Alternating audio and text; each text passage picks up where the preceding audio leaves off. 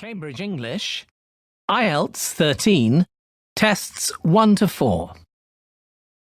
Published by Cambridge University Press and Uckles, 2018. CD 1. Test 1. You will hear a number of different recordings and you will have to answer questions on what you hear. There will be time for you to read the instructions and questions, and you will have a chance to check your work. All the recordings will be played once only. The test is in 4 sections. At the end of the test, you will be given 10 minutes to transfer your answers to an answer sheet. Now turn to Section 1.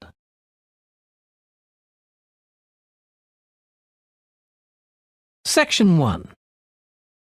You will hear a telephone conversation between a woman who wants to attend a cookery class and an official at a tourist information centre. First, you have some time to look at questions 1 to 6.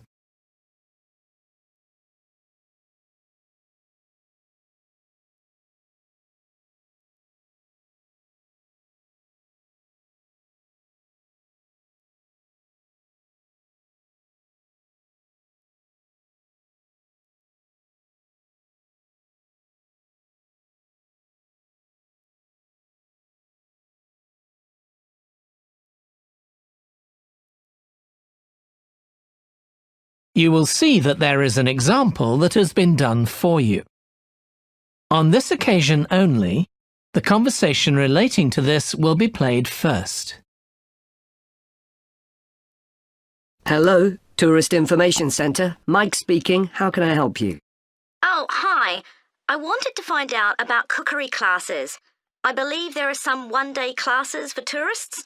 Well, they're open to everyone, but tourists are always welcome. OK, let me give you some details of what's available. There are several classes. One very popular one is at the food studio. The first cooking class is at the food studio, so studio has been written in the space.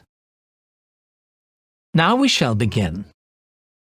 You should answer the questions as you listen because you will not hear the recording a second time.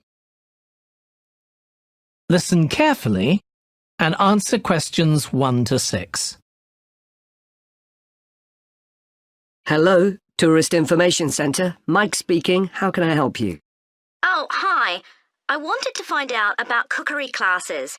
I believe there are some one-day classes for tourists. Well, they're open to everyone, but tourists are always welcome.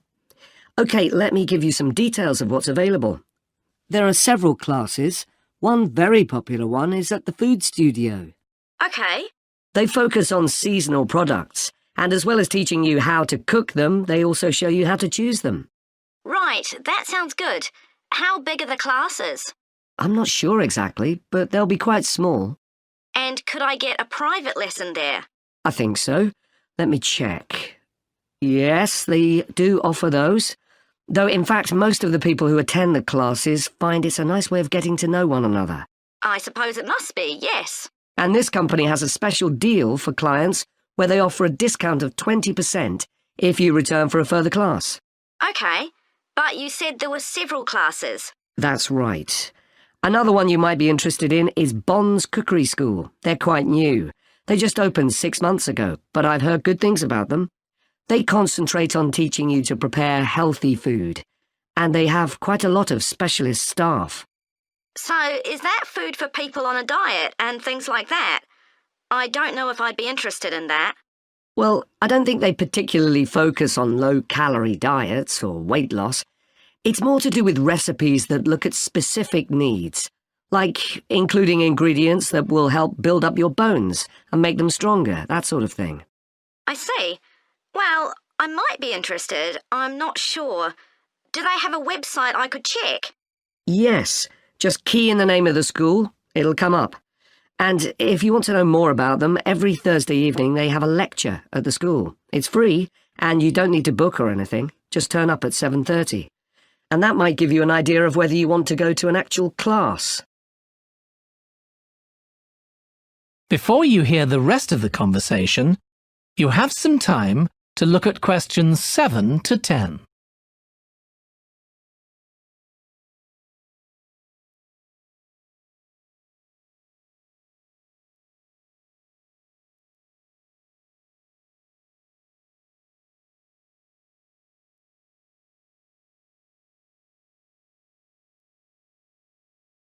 Now listen and answer questions 7 to 10.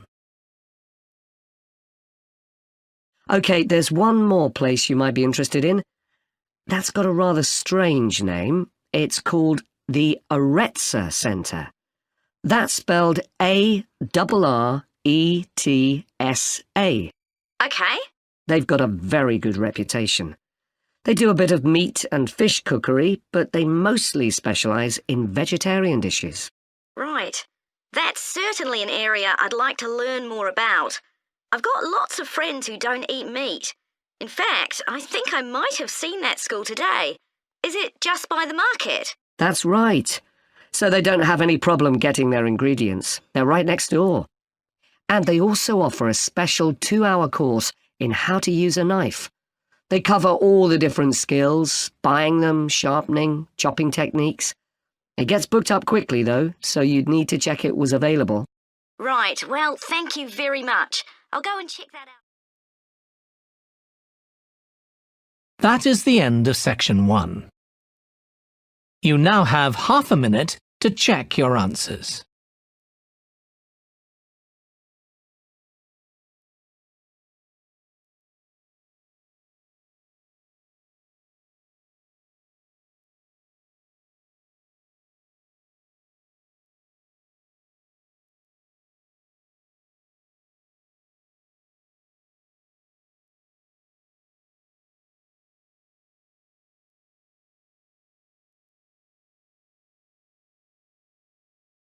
Now turn to section 2. Section 2. You will hear the chairman of the Highways Committee of Granford speaking to members of the public about proposed changes to traffic and parking in the area. First, you have some time to look at questions 11 to 13.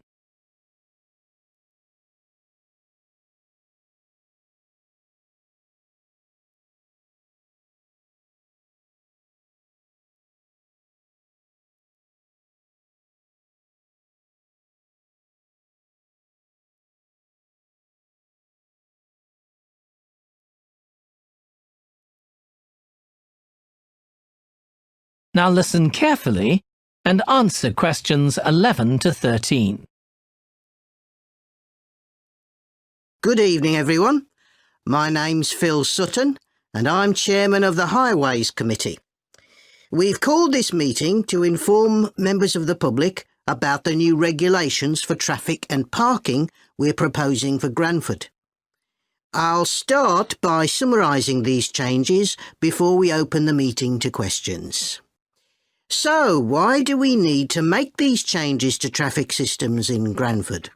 Well, we're very aware that traffic is becoming an increasing problem. It's been especially noticeable with the increase in heavy traffic while they've been building the new hospital.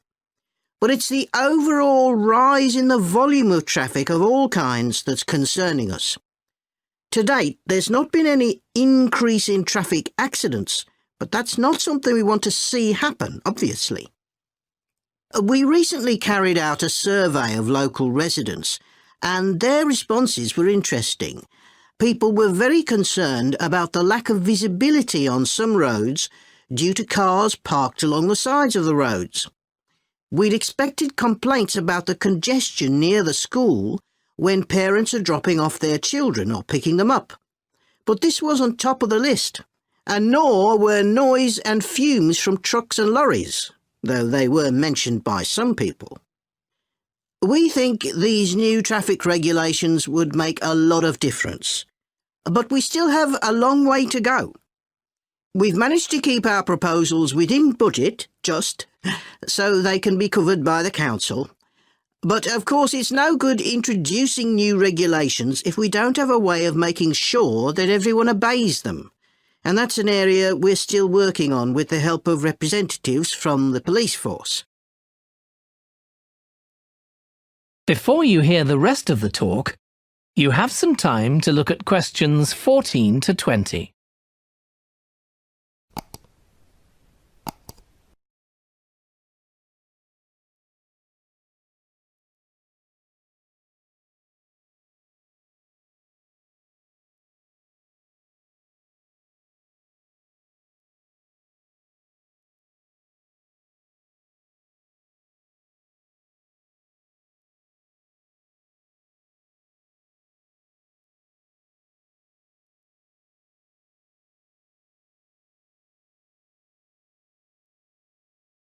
Now listen and answer questions 14 to 20.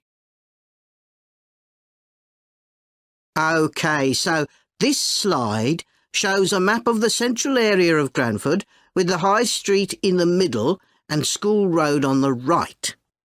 Now, we already have a set of traffic lights in the High Street at the junction with Station Road, but we're planning to have another set at the other end at the School Road junction to regulate the flow of traffic along the High Street. We've decided we definitely need a pedestrian crossing. We considered putting this on School Road just outside the school, but in the end we decided that could lead to a lot of traffic congestion. So we decided to locate it on the High Street, crossing the road in front of the supermarket. That's a very busy area, so it should help things there. We're proposing some changes to parking. At present, parking isn't allowed on the High Street outside the library, but we're going to change that and allow parking there, but not at the other end of the High Street near School Road. There'll be a new no parking sign on School Road just by the entrance to the school, forbidding parking for 25 metres. This should improve visibility for drivers and pedestrians, especially on the bend just to the north of the school. As far as disabled drivers are concerned, at present they have parking outside the supermarket, but lorries also use those spaces, so we've got 2 new disabled parking spaces on the side road up towards the bank. It's not ideal, but probably better than the present arrangement. We also plan to widen the pavement on School Road. We think we can manage to get an extra half metre on the bend just before you get to the school, on the same side of the road. Finally, we've introduced new restrictions on loading and unloading for the supermarket, so lorries will only be allowed to stop there before 8 a.m. That's the supermarket on School Road. We kept to the existing arrangements with the High Street supermarket. OK, so that's about it. Now, That is the end of section 2. You now have half a minute to check your answers.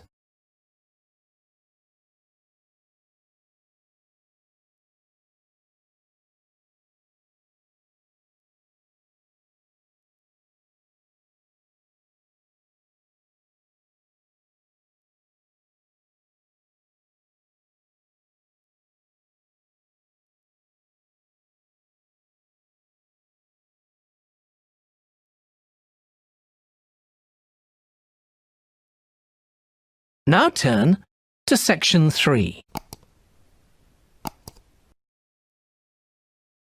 Section 3. You will hear 2 biology students called Emma and Jack discussing an experiment they are going to do together. First, you have some time to look at questions 21 to 25.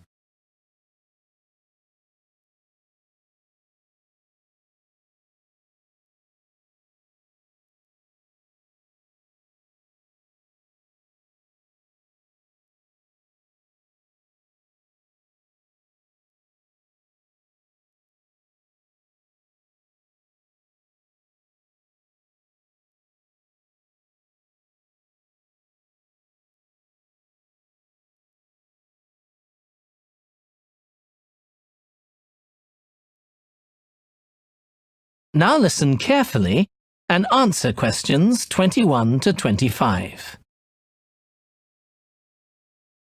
We've got to choose a topic for our experiment, haven't we, Jack? Were you thinking of something to do with seeds? That's right. I thought we could look at seed germination, how a seed begins to grow. OK. Any particular reason? I know you're hoping to work in plant science eventually. Yeah, but practically everything we do is going to feed into that. No, there's an optional module on seed structure and function in the 3rd year that I might do. So I thought it might be useful for that. If I choose that option, I don't have to do a dissertation module. Good idea. Well, I thought for this experiment, we could look at the relationship between seed size and the way the seeds are planted.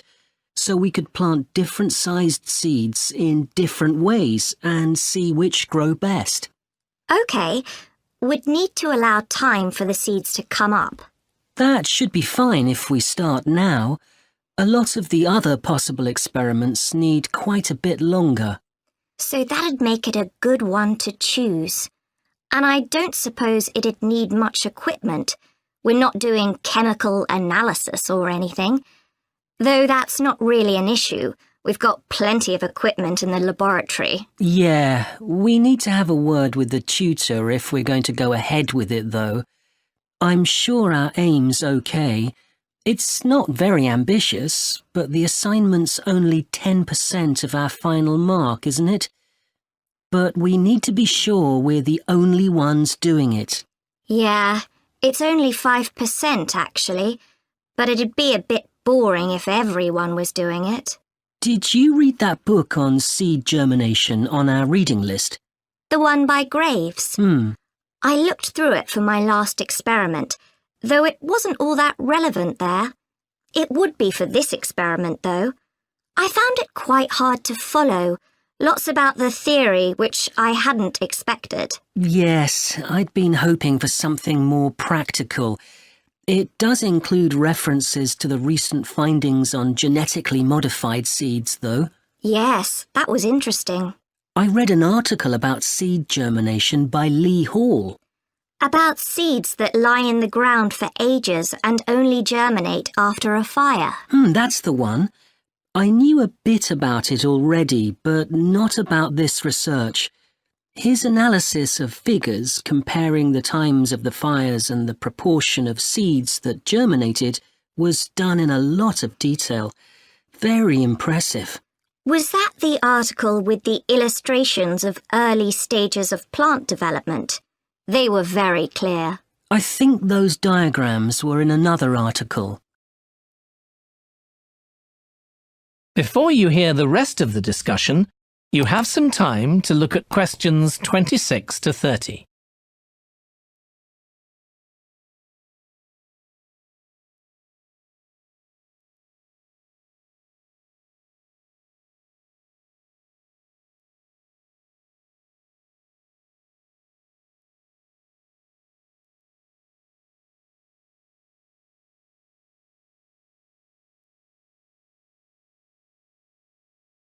Now listen and answer questions 26 to 30. Anyway, shall we have a look at the procedure for our experiment? We'll need to get going with it quite soon. Right. So the first thing we have to do is find our seeds. I think vegetable seeds would be best, and obviously they mustn't all be the same size. So how many sorts do we need? About 4 different ones? I think that would be enough.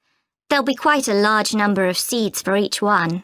Then for each seed, we need to find out how much it weighs and also measure its dimensions. And we need to keep a careful record of all that. That'll be quite time-consuming. And we also need to decide how deep we're going to plant the seeds. Right on the surface, a few millimetres down, or several centimetres. OK, so then we get planting. Do you think we can plant several seeds together in the same plant pot? No, I think we need a different one for each seed. Right. And we'll need to label them. We can use different coloured labels. Then we wait for the seeds to germinate. I reckon that'll be about 3 weeks, depending on what the weather's like. Then we see if our plants have come up and write down how tall they've grown. Then all we have to do is look at our numbers and see if there's any relation between them. That's right. So then we get... That is the end of section 3. You now have half a minute to check your answers.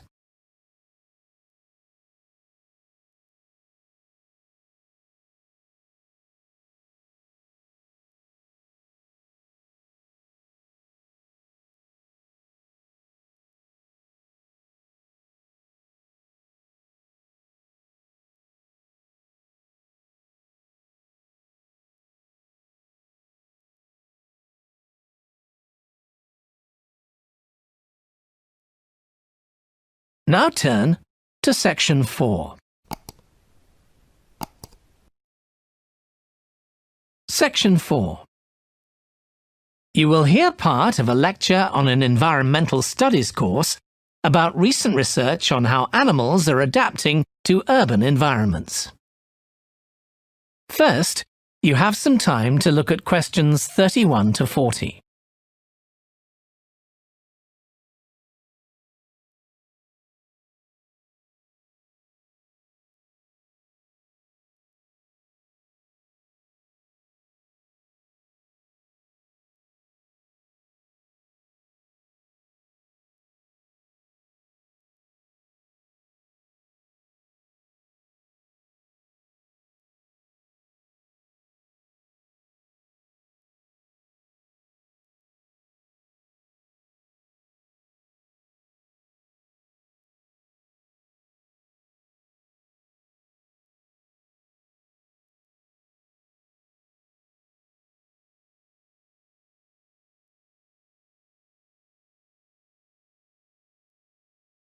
Now listen carefully and answer questions 31 to 40. Hi. Today we're going to be looking at animals in urban environments, and I'm going to be telling you about some research on how they're affected by these environments. Now, in evolutionary terms, urban environments represent huge upheavals, the sorts of massive changes that usually happen over millions of years. And we used to think that only a few species could adapt to this new environment. One species which is well known as being highly adaptable is the crow, and there have been various studies about how they manage to learn new skills. Another successful species is the pigeon, because they're able to perch on ledges on the walls of city buildings, just like they once perched on cliffs by the sea. But, in fact, we're now finding that these early immigrants were just the start of a more general movement of animals into cities, and of adaptation by these animals to city life. And one thing that researchers are finding especially interesting is the speed with which they're doing this. We're not talking about gradual evolution here. These animals are changing fast. Let me tell you about some of the studies that have been carried out in this area.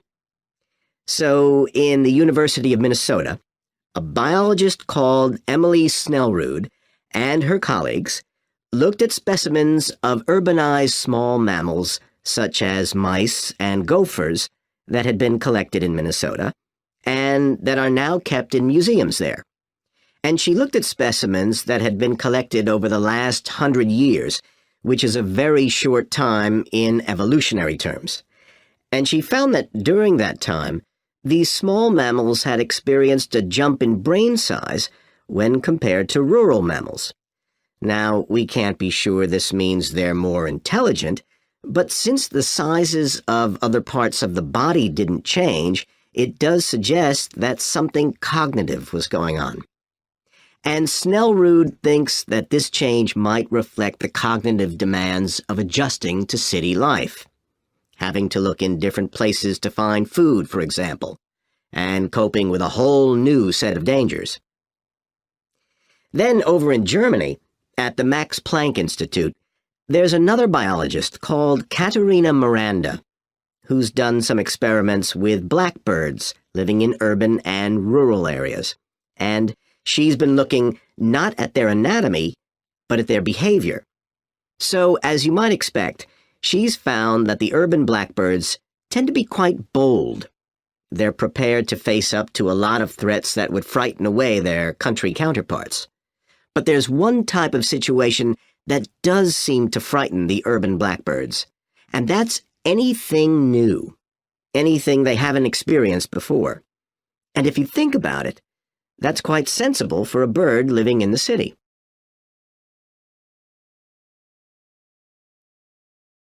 Jonathan Atwell, in Indiana University, is looking at how a range of animals respond to urban environments. He's found that when they're under stress, their endocrine systems react by reducing the amount of hormones such as corticosterone into their blood. It's a sensible-seeming adaptation. A rat that gets scared every time a subway train rolls past won't be very successful. There's just one more study I'd like to mention, which is by Sarah Parton and her team. And they've been looking at how squirrels communicate in an urban environment, and they've found that a routine part of their communication is carried out by waving their tails. You do also see this in the country, but it's much more prevalent in cities, possibly because it's effective in a noisy environment. So, what are the long-term implications of this? One possibility is that we may see completely new species developing in cities. But on the other hand, it's possible that not all of these adaptations will be permanent. Once the animal's got accustomed to its new environment, it may no longer need the features it's developed. So now we've had a look at adaptation. That is the end of section 4. You now have half a minute to check your answers.